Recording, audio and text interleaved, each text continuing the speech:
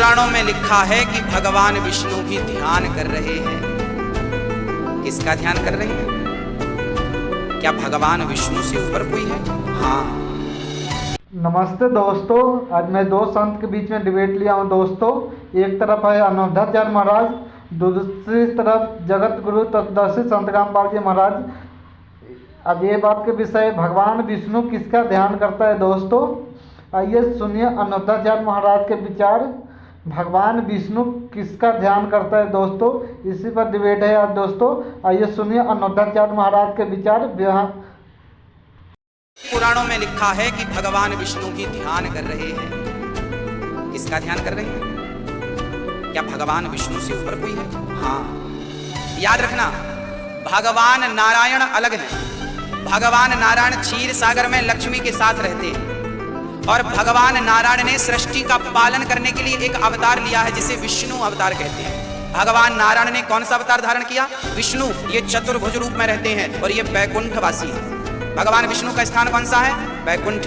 और सुनिएगा, विष्णु भगवान बैकुंठ, क्योंकि कई बार आपने देवी भागवत पढ़ेंगे ना, तो देवी भागवत में लिखा है ब्रह्मा विष्णु और महेश ब्रह्म की उपासना कर रहे हैं। दोस्तों अनोधाचार्य महाराज के विचार सुन लिए दोस्तों। आइए अब जगत गुरु तत्वदर्शी संत रामपाल जी महाराज के विचार सुनता हूँ।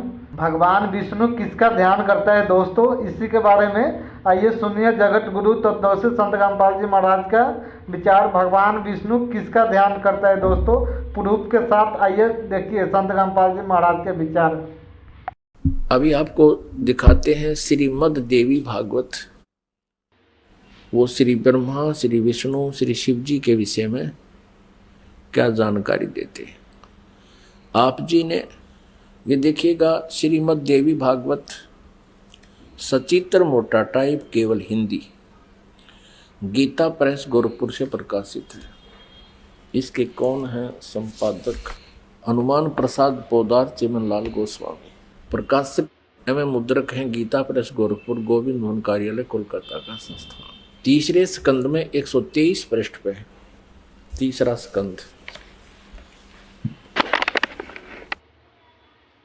भगवान विष्णु जी अपनी माता दुर्गा की स्तुति कर रहे हैं। क्या कह रहे हैं? तुम शुद्ध स्वरूपा हो, यह सारा संसार तुम ही से उद्भासित हो रहा है। मैं, ब्रह्मा और शंकर, विष्णु जी करें, हम सभी तुम्हारी कृपा से विद्यमान हैं।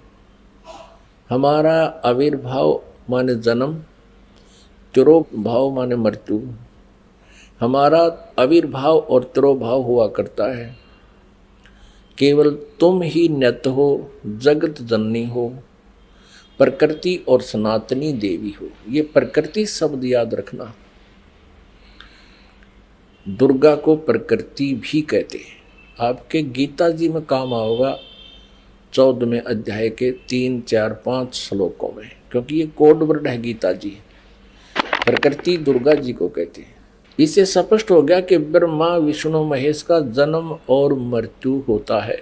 भगवान शंकर बोले, देवी यदि महाभाग विष्णु तुम ही से प्रकट हुए हैं तो उनके बाद उत्पन्न होने वाले ब्रह्मा भी तुम्हारे बालक हुए।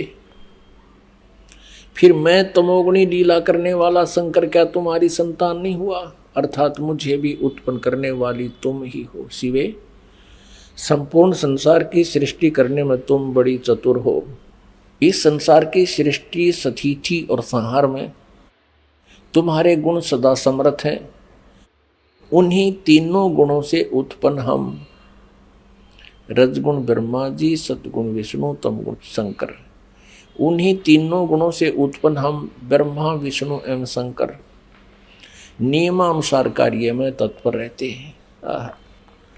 पुण्यात्मा, इस पवित्र देवी पुराण ने इन चंद पंक्तियों में स्पष्ट कर दिया कि श्री ब्रह्मा विष्णु महेश ये नासवान है, इनकी जन्म और मृत्यु होती है। दुर्गा इनकी माता है और रजगुण ब्रह्मा जी, सतगुण विष्णु, तमगुण शिव जी है। और चौथा ये कंसेप्ट क्लियर हो गया कि ये केवल नियमित कार्य ही कर सकते हैं, जिसका जैसा नियमित है, जिसका किस्मत में जो कुछ भी लिखा है उसमें ये परिवर्तन नहीं कर सकते, उनको जैसा ही दे सकते हैं, जैसा कर्म है वैसा ही उनको फल देते हैं, ऐसा इनका नियम है। और ये हमारे सदग्रंथों में लिखा हुआ है। अब आप जी को डिटेल से दिखाते हैं, इसी श्रीमद् देवी भागवत को ही पुनः दिखाते हैं पूरी डिटेल से। ये देखिएगा, ये वही श्रीमद् देवी भागवत है, गीता प्रेस गोरखपुर से प्रकाशित है। ये है श्रीमद् देवी भागवत, तीसरा स्कंद यहां प्रारंभ होता है।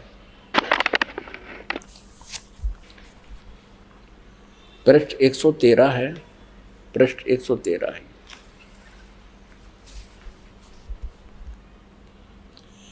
जन्मेजय ने पूछा, भगवान आपने अंबा यज्ञ अर्थात परम पवित्र नवरात्र व्रत के करके उसके द्वारा देवी के आराधन करने की आज्ञा दी है, अतः वे कौन देवी हैं, कैसे और कब प्रकट हुई, उनके पधारने का क्या उद्देश्य था है, तथा वे किन गुणों से विभूषित हैं, अंबा यज्ञ किस प्रकार होता है। आगे आगे ब्रह्मन साथ ही विस्तार पूर्वक ब्रह्मांड की उत्पत्ति भी कही है, क्योंकि भूदेव ब्रह्मांड के विषय में जो कुछ कहा गया है तथा वह जैसा जो है, ये सभी बातें आप जानते हैं। व्यास जी से पूछ रहे हैं, जन्मेजय मैंने सुना है कि ब्रह्मा विष्णु और रुद्र ये तीन सगुण देवता हैं, कर्मशः सृष्टि पालन और संहार के कार्य का उत्तरदायित्व इन पर रहता है। पाराशर नंदन व्यास जी, अब मैं इनके संबंध में विस्तार पूर्वक सुनना चाहता हूँ, आप बतलाने की कृपा करें। व्यास जी कहते हैं, राजन तुम्हारी बुद्धि बड़ी विशाल है। अभी तुमने जो पूछा कि ब्रह्मादि की उत्पत्ति, यानी ब्रह्मा विष्णु महेश, ब्रह्मादि माने ब्रह्मा विष्णु महेश की उत्पत्ति कैसे हुई, सो वह महान कठिन विषय है, उसमें अनेक प्रश्न उठ जाते हैं। यही प्रश्न पूर्व समय में मैंने नारद जी से किया था। व्यास जी कह रहे हैं कि मैंने नारद से पूछा था यही ज्ञान। मैंने कहा, मुने आप बुद्धिमान हैं, मुझे यह बताने की कृपा कीजिए कि इस विस्तृत ब्रह्मांड के प्रधानकर्ता कौन है। मुनिवर, यह ब्रह्मांड कहाँ से उत्पन्न हो गया। दिविजवर, साथ ही यह भी बताइए कि यह ब्रह्मांड विनाशशील है अथवा सदा रहने वाला है। इसकी रचना ये 114 पृष्ठ पे है, तीसरा स्कंद। करने वाला कोई एक है अथवा बहुत से इसके रचयिता है। कर्ता के अभाव में कार्य का होना असंभव है। यह प्रश्न मेरे मन में उठा करता है। कुछ लोग भगवान शंकर को परम कारण मानकर जगत का रचयिता बतलाते हैं। वे कहते हैं कि देवादिदेव भगवान शंकर अविनाशी पुरुष हैं, उनका कभी जन्म और मरण नहीं होता, वे आत्मा मर्मण करने वाले हैं, देवताओं पर भी उनका शासन बना रहता है। दूसरे कई लोग भगवान विष्णु की प्रशंसा किया करते हैं। वे शक्तिशाली पुरुष, अव्यक्त, अखिल ऐश्वर्य के संपन्न परब्रह्म परमात्मा है। कुछ दूसरे लोग ब्रह्मा जी को सृष्टि का प्रधान कारण बताते हैं। कितने ही आचार्य भवानी को संपूर्ण मनोरथ पूर्ण करने वाली बतलाते हैं। वे आदिमाया महाशक्ति एवं परम पुरुष के साथ रहकर कार्य संपादन करने वाली प्रकृति है। ब्रह्म के साथ उनका अभेद संबंध है। ब्रह्म ये काल है, क्षर पुरुष, और अभेद संबंध यानी पति पत्नी का संबंध है। वे सृष्टि स्थिति और संहार कार्य में संलग्न रहती हैं। संपूर्ण प्राणियों एवं देवताओं की भी वे जननी हैं, उनका कभी जन्म मरण नहीं होता। वैष्णवी, सांभवी, ब्राह्मी, वासवी, वारुणी, वाराही, नारसिंही और तथा अद्भुत महालक्ष्मी नाम से विख्यात है। 115 पृष्ठ पे। कितने श्रेष्ठ मुनि कहते हैं कि जो निरंजन, निराकार, निर्लेप, निर्गुण, अरूप एवं व्यापक ब्रह्म है, उन्हीं से जगत की सृष्टि हुई है। कहीं कहीं वेद और उपनिषद में भी वे ही ब्रह्म तेजो में बतलाए गए हैं और प्रधान पुरुष हैं। हजारों मस्तकों, आँखों, कानों, हाथों, मुखों, चरणों से वे संपन्न आकाश भी ये आगे देखो। अब व्यास जी पूछ रहे थे नारद जी तक, मैंने ऐसा सुना है कोई कुछ बता रहा है, कोई कुछ बता रहा है, कोई शंकर को रचयिता, कोई विष्णु जी को रचयिता बताते। अब नारद जी कहते हैं व्यास जी, प्राचीन समय की बात है, यही संदेह मेरे हृदय में भी उत्पन्न हो गया था। तब मैं अपने पिता अमित तेजस्वी ब्रह्मा जी के स्थान पर गया और उनसे इस समय जिस विषय में तुम पूछ रहे हो उसी विषय में मैंने पूछा। मैंने कहा, पिताजी, यह संपूर्ण ब्रह्मांड कहाँ से उत्पन्न हुआ? विभो, आपने सम्यक प्रकार से इसकी रचना की है, अथवा विष्णु इस विश्व के रचयिता है, या शंकर ने इसकी सृष्टि की है। पर जगत प्रभु, आप विश्व के आत्मा हैं और सच्ची बात बताने की कृपा करें।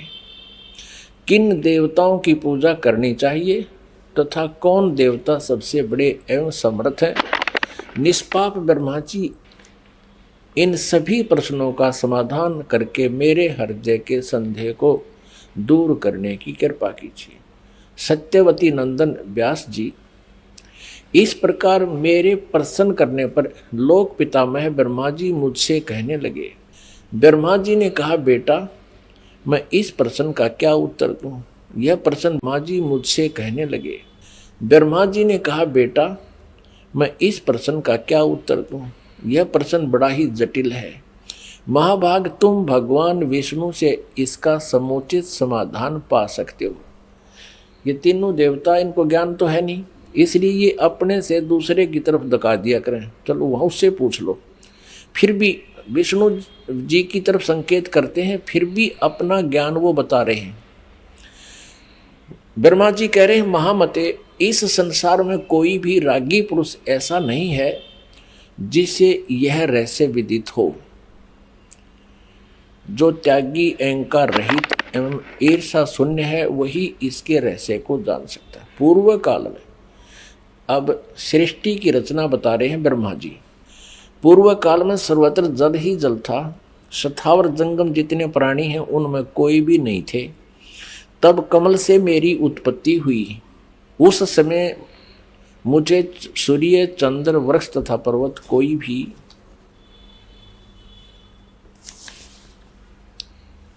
116 पृष्ठ में 3रा स्कंध देवी भागवत का दिखाई नहीं पड़े। मैं कमल की कणिका पर बैठकर विचार करने लगा, इस अगाध जल में मैं कैसे उत्पन्न हो गया, कौन मेरा रक्षक है, तथा इस प्रलय काल में सृष्टि एवं संहार करने वाले कौन विशिष्ट पुरुष है। कहीं भी स्पष्ट रूप से भूमि भी नहीं दिखती जिस पर यह जल टिका हुआ है।